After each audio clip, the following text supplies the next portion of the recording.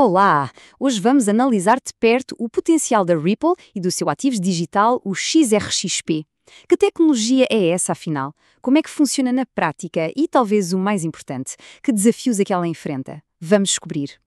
Vamos começar com uma pergunta que, na era digital em que vivemos, parece quase absurda. Por que é que mandar dinheiro para outro país ainda pode demorar dias, quando uma mensagem de texto chega do outro lado do mundo no mesmo instante? É exatamente este o problema que está no centro de toda esta conversa. É que o contraste é gritante, não é? De um lado temos a realidade de hoje, transferências que se arrastam por dias, com taxas altas e que muitas vezes nem sabemos de onde vêm. E do outro, a nossa expectativa lógica para o mundo digital, transações que acontecem em segundos, com custos baixíssimos e transparentes. É precisamente neste vão que tecnologias como a da Ripple tentam entrar. Então, o primeiro ponto a entender é o tamanho deste obstáculo dos pagamentos internacionais. E isso não é só um incômodo, não. É uma barreira econômica real, que afeta desde a pessoa que trabalha fora e manda dinheiro para a família, até grandes empresas com operações globais. Para simplificar, o sistema que a maioria dos bancos ainda usa, o SWIFT, funciona quase como uma rede de estafetas. É como enviar uma carta que não vai direto para o destino, sabe? Ela passa por vários intermediários no caminho e cada um deles adiciona tempo, custo e, claro, o risco de alguma coisa se perder. E é exatamente aqui que a história começa a ficar interessante. Com o problema bem definido, surge a solução proposta pela Ripple e pelo XRP, que prometem resolver esta ineficiência que já dura décadas. Primeiro, uma distinção que é super importante fazer. Ripple é uma coisa, XRP é outra. A Ripple é a empresa de tecnologia, ok? É ela que desenvolve o software e faz as parcerias com os bancos e as instituições financeiras. Podemos pensar na Ripple como a arquiteta por trás desta nova autoestrada de pagamentos. E depois temos o XRP. Este sim é o ativo digital, a ferramenta, por assim dizer, que corre nessa autoestrada. O XRP foi criado especificamente para ser uma moeda de ponte, algo que permite converter valor de uma moeda para outra de forma quase instantânea.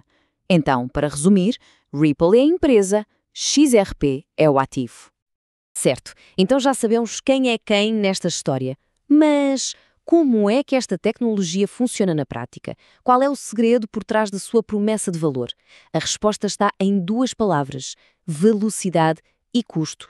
E o primeiro número é, bem, impressionante. Sair de um processo que leva dias para apenas 3 a 5 segundos.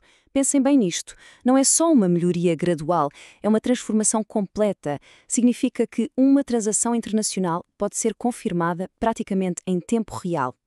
E se a velocidade já é incrível, o segundo número é igualmente poderoso. O custo médio de uma transação é uma fração minúscula de um cêntimo. Quando comparamos isto com as taxas de dezenas de dólares que os bancos tradicionais cobram, percebemos a dimensão da mudança. A combinação de ser quase instantâneo e ter um custo quase nulo é o verdadeiro motor desta tecnologia. Ok, a teoria parece ótima, não é? Mas como é que isto se aplica no mundo real, no dia a dia?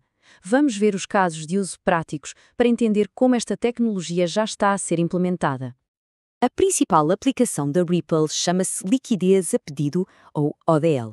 O conceito, na verdade, é bem simples. Em vez de os bancos terem que manter enormes quantias de dinheiro paradas em contas espalhadas pelo mundo, eles podem aceder à liquidez de que precisam exatamente no momento em que precisam e se liberta um capital imenso. E o processo é de uma simplicidade notável. Vamos imaginar um exemplo. Um banco nos Estados Unidos quer mandar dinheiro para o México.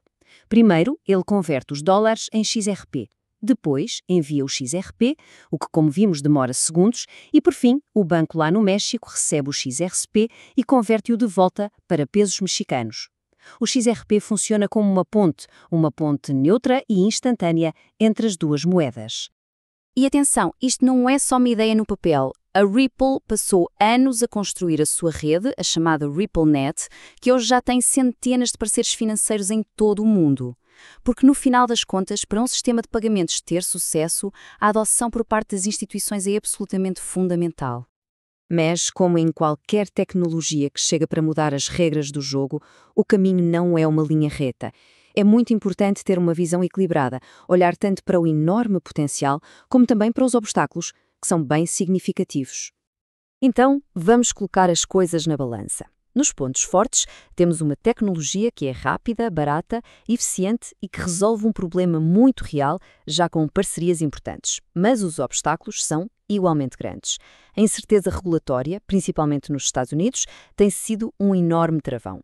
Para além disso, há a concorrência tanto de outras criptomoedas como dos próprios sistemas financeiros, que, claro, também estão a tentar modernizar-se.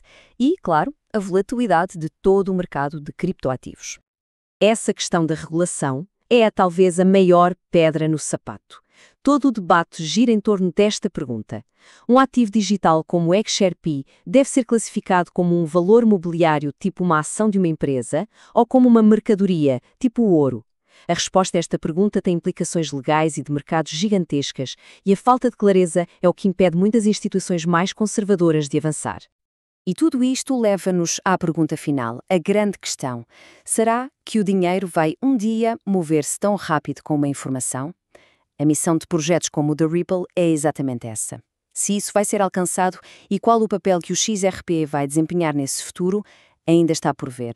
Mas uma coisa é certa, a necessidade de uma solução mais rápida, barata e eficiente para mover dinheiro pelo mundo só vai aumentar.